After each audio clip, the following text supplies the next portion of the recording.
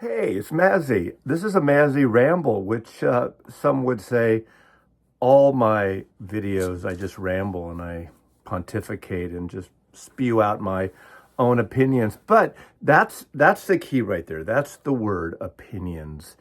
This is sort of a response. I thank you all for all the views and watching and the commenting. And I don't get back to everyone. I think when you ask a question, I try to get back, but a lot of times there's so many hundreds of questions and comments that it's not always easy. I know some other content creators do it. In a way, this is my mea culpa or my response or my defense.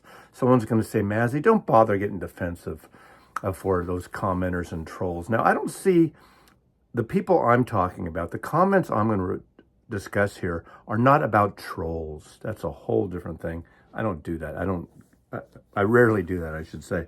But this video, in a way, is because of these three records. At least it was influenced by these three records. These are three of the 10 records that made my list of the most terrible albums, okay, by artists I love. Something like that, I'm paraphrasing. And I think a lot of people, or no, not a lot, actually most people get what I'm talking about, and they see the entertainment value in it. When you do a headline like that, you're bound to get more views than ever.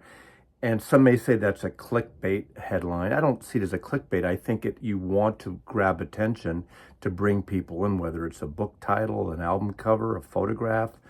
You want to promote it in a certain way to bring people in, and they sit and watch, or they turn it off and they don't watch at all.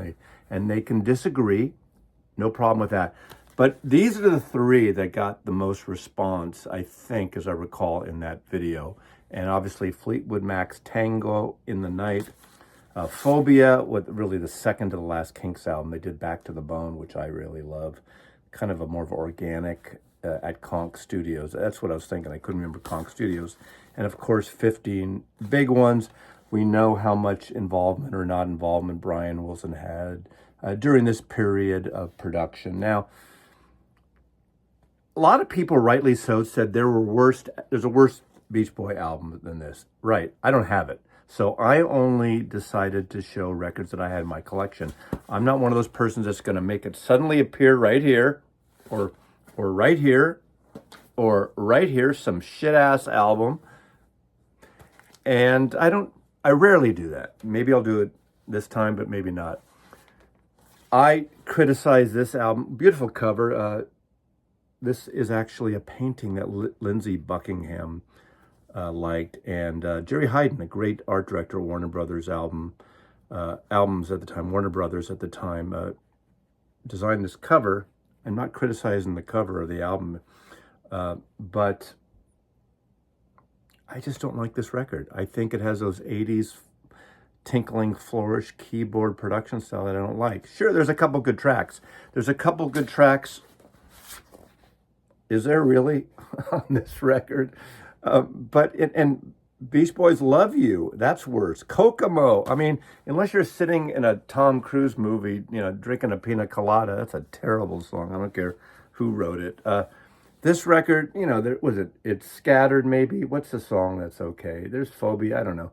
It's not a very good album. It's a bloated album. So people forget that when you're watching my videos or any video of a content creator, whether it's with vinyl or electronics or everything, it is subjective. It is one person's opinion, unless there's a committee and you're doing sort of a back and forth discussion and doing the good, bad, and the ugly of records and everything. And when it comes to the Kinks, for instance, a lot of people cited this. No, that's their theatrical period, that whole soap opera stuff. And I think I mentioned this because I quite like this record. And I get that. Now, I saw the Kinks around this time, this and Schoolboys in Disgrace live. And I think the songwriting on here and the production is very good. Ray Davis produced this. Ordinary People is a beautiful song. Rush Hour Blues, fun rocker. Have Another Drink, great Ray Davis song, very reminiscent of something that would have been on Muswell Hillbilly Underneath the Neon Sign's got a really kind of a good, little bit of a rumba thing going. Holiday Romance, beautiful. You Make It All Worthwhile. What a gorgeous song when the vocalists come in, the background female vocalist. I just think that is just wonderful. Ducks on the Wall is probably the novelty song that's over the top silly, but with the ducks on the wall, but a fun rock and roller. I mean, Ray and Dave could always rock out. Of course, Face in the Crowd and You Can't Stop the Music. Two amazing songs of Ray Davis and the Kinks. And I think this is a fabulous record. Again, it's my opinion. I do not speak for all mankind, womankind, personkind. I do not speak for everyone. I do not speak for you. So you can call me on it for saying you disagree and put your choice. That's fine. But I'm not wrong. Opinions are not wrong. There definitely are worse Fleetwood Mac albums than this. Of course, there are some good songs on this album. To me, again, the production gets in the way. Mirage, this might be better than Mirage. I don't know.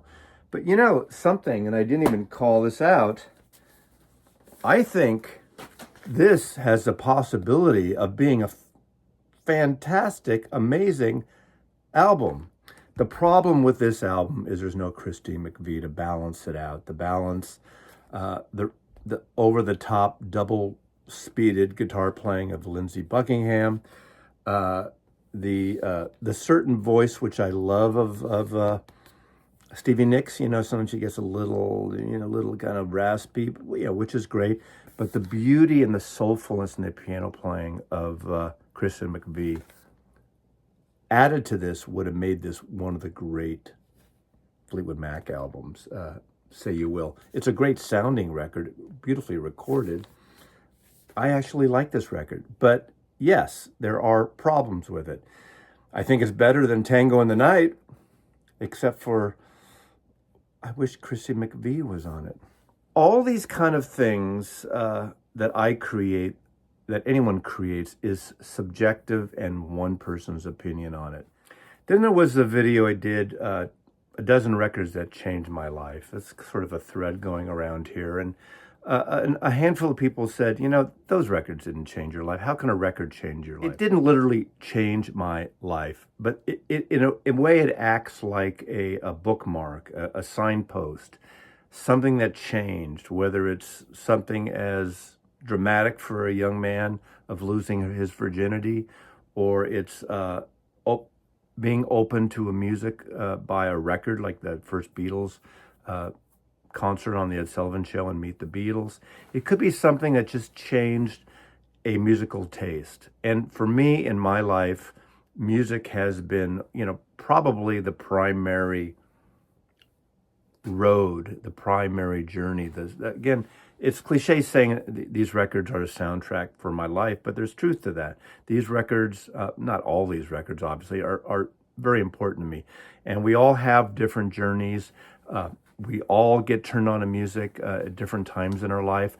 We are very influenced and pay attention more probably when we're younger, although I listen to a lot of music today and I try to open up, but it's not going to mean the same in terms of the intensity of something I heard when I was 12 years old or 18 years old or even 25 years old. Because at that time, especially even in my case, you would hear these records over and over and over again. And when you're having a large collection, it's hard to play the records over and over again. Although there are certain records, and I always refer to probably the big record that changed my later life, not really changed it, but was a pivotal point, was Nick Cave's Boatman's Call. And for some reason that moved me. I don't know what it changed. It didn't change me to be a different person, because by the time that album came out, I was well into my 50s. But it was an important record that moved me emotionally, and just there's something about that. It's a spiritual album for me. I'm not a religious person, but I am a spiritual person, and that is probably the one album that really affected me spiritually in the last 20 years or so, 20 plus years, or how long it's been out. Nick Cave's Boatman's Call, this one right here. I don't know, where's it pop up? I'm going to do that now. I'm going to insert something. When someone comes along, maybe doesn't know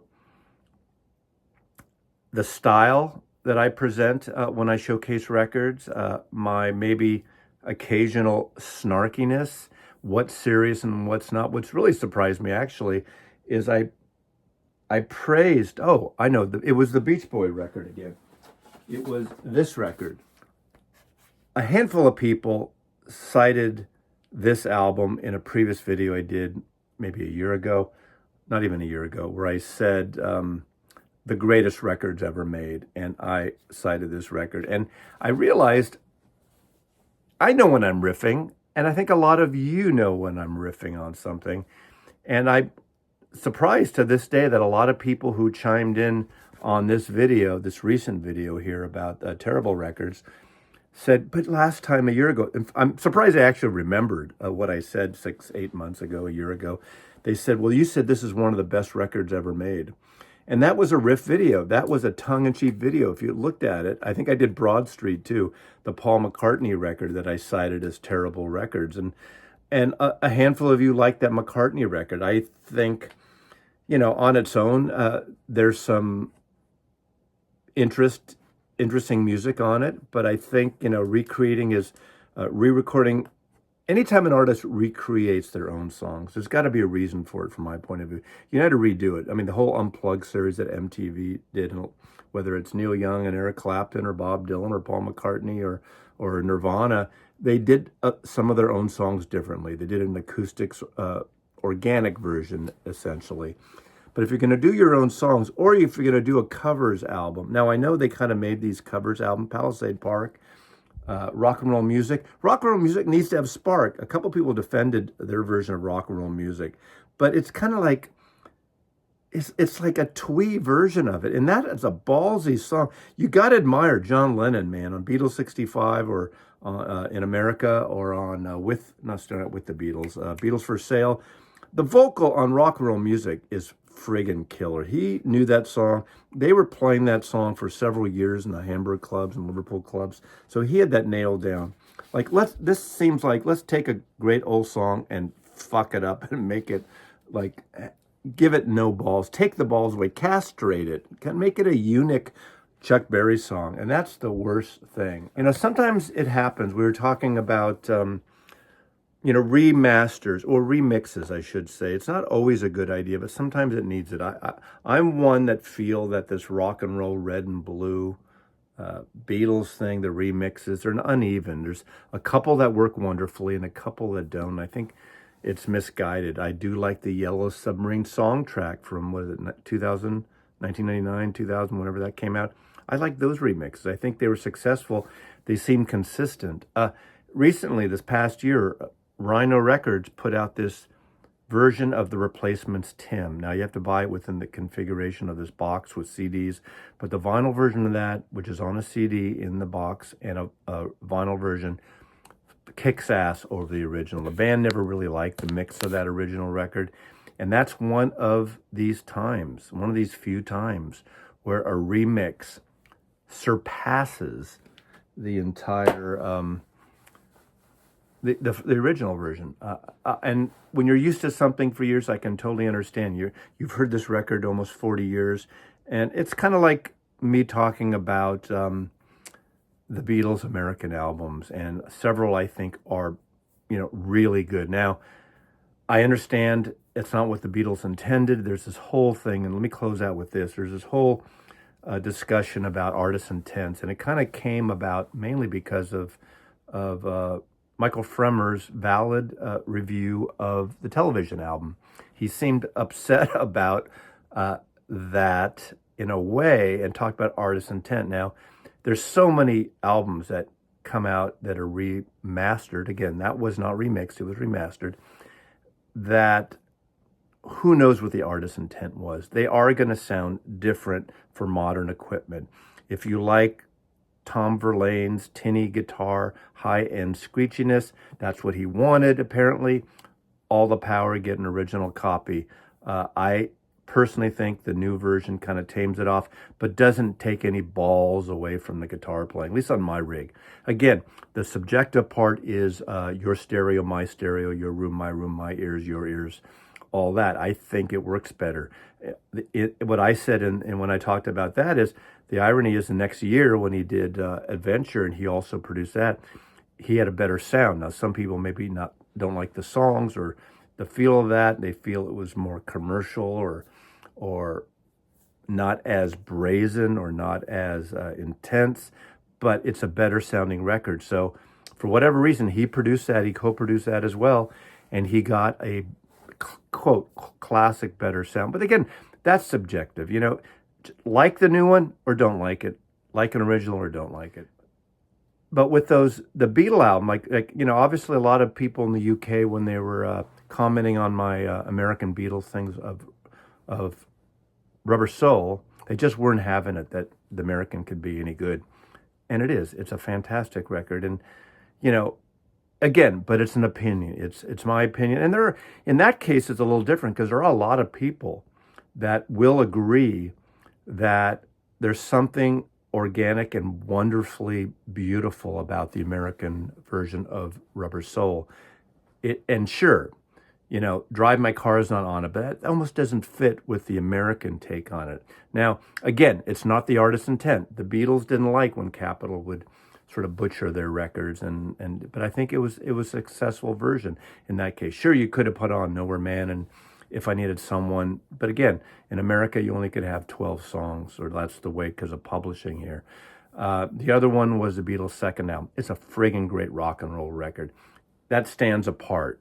Doesn't replace the UK copies, but obviously the American audience in the 1960s was one of the biggest audiences and purchasers of Beatle records. Not that that's a gauge or makes it better, but most people didn't even hear the UK copies till the 80s. I started really hearing them in late 67, early 68, the UK copies. And it was jarring at first in terms of the order, not necessarily the remix or what Capitol did, adding reverb and the dexterization of especially the early songs. And I think Capitol, definitely screwed up some of them completely. But the Beatles did not intend for Magical Mystery Tour to be an album. It was an EP. I get it. EPs don't sell in America and a lot of other places. So Capitol added those great singles from around that time and made probably one of the best psychedelic albums the Beatles never made. And as we know to this day, that's considered canon now. Every box set, not the blue box that came out of the UK, but once CDs came out of the CD era and all the boxes, post boxes beyond that, and vinyl versions in the UK and America, Magical Mystery Tour is now part of the Beatles canon. It is considered an album. Maybe it wasn't what they originally intended, but it's a great album that stands on its own completely. So I think that's enough. A little bit of a ramble about this. Again, I like all your comments. I appreciate your responses, your views. I rarely ask people to subscribe, but I find that 60% of you, especially this guy over there and that woman there, and all those people, don't subscribe. It doesn't cost you a cent. I never ask you to push the bell. I'm not asking you for anything else at this point in my life on my video, but subscribe. And I actually pushed that button so there's no friggin' commercials in the middle. So I do monetize my channel. I make less because of that. Because all those other channels, all of a sudden, I'm doing something and a commercial pops up. You don't get commercials here. And if there are, it slips through for YouTube. It's not me. You'll get them on the beginning and you'll get them on the end, but not in the middle. So I want to offer you something. So I do ask you, hit that subscription button and the like button. And Mazzy loves you. And we'll talk more about music and records in the weeks, months, and years to come, I hope. So thanks for watching. I really do appreciate it. Take care. So Coffee Julie, it's leap day year. So why bother? What you know what's great about leap? You know what's great about leap year? What's that, Maslov? Today doesn't exist for a lot of people. It doesn't exist. It doesn't exist. Now, what do you think when people, if people were born on the 29th, when should they celebrate their birthday? It's the day after. It's got to be the day after, because so people would celebrate on March 1st. So let's hear about people who. Do we have any people that were born on the? Do we know anybody that was born on? No, none of our friends that I know of, but people. But the thing of it this way, You weren't born on the 28th. You were born on the day after the 28th. So whatever they call that day, that's when you were born. So it's not the 28th. So don't celebrate your birthday on the 28th. Celebrate on March 1st because that's the day after. How about both days? Well, that you can. What about birthday week? How about a birthday week? Okay. Okay. Cheers. Cheers, motherfuckers. Whoa.